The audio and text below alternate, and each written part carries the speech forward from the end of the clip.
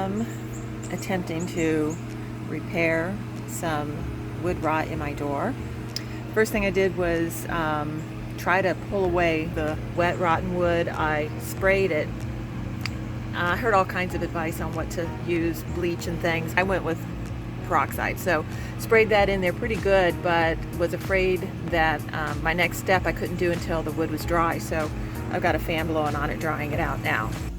Okie doke, we are ready for the next step. I'm going to fill this empty gap in with great stuff. It's going to get real fluffy here and fill in all the spaces. I'm just kind of getting in little cracks. So the idea is really just to kind of fill in some of the space, and then I'm going to come back, shave off, make it kind of flat, and then I'm going to go over it with a kind of a wood filler type stuff.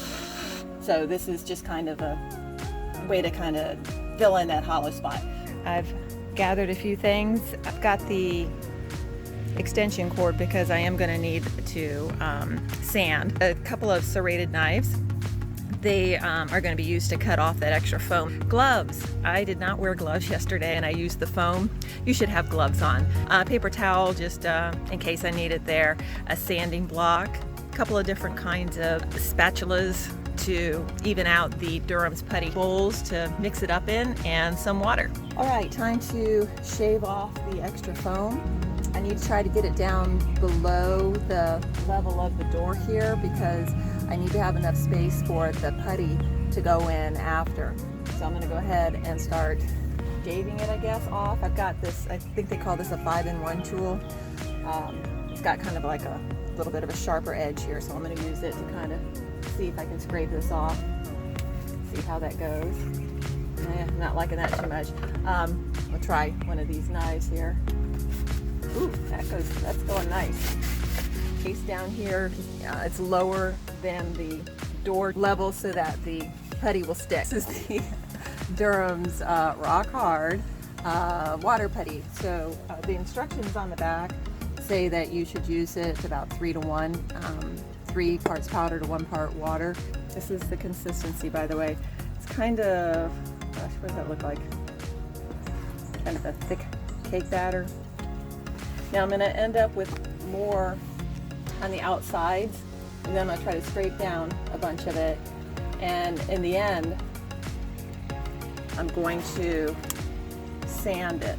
So the water putty has dried. I'm going to be sanding it and the rest of the door today. I'm going to be preparing it to paint. This is the detail sander. I have on it 80 grit paper.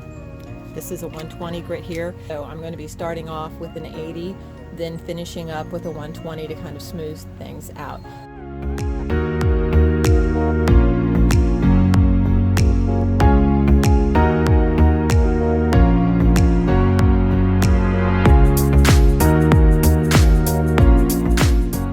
You can see that in the corner, there's a lot of detail that needs to happen to try to make the molding look right.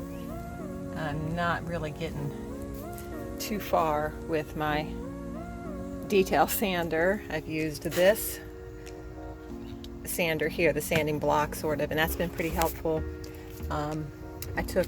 This is just a tiny little edge sander that I have. I took that and used it to try to make things a little more detailed in here. And then I remembered that not long ago I went to Harbor Freight and they had these oscillating tools here on sale, so I thought I'd buy one. I'm going to try to figure out how to put this together and I will get back to you. So I put the oscillating tool together. You can see you change the head by using a hex key they give you and kind of screwing it in there and changing the head, replacing the heads. Oh, there's Frida. Hey, Frida.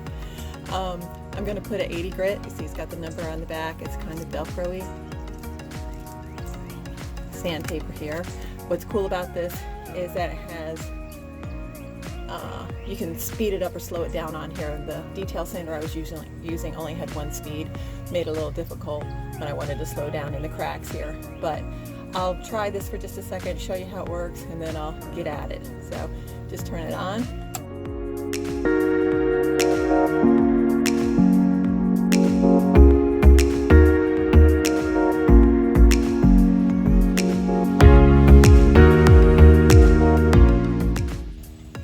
This is the door after it's been sanded down and filled. I'm going to paint and prime it, but I'm going to go ahead and do a second video. Oh, there's Diego.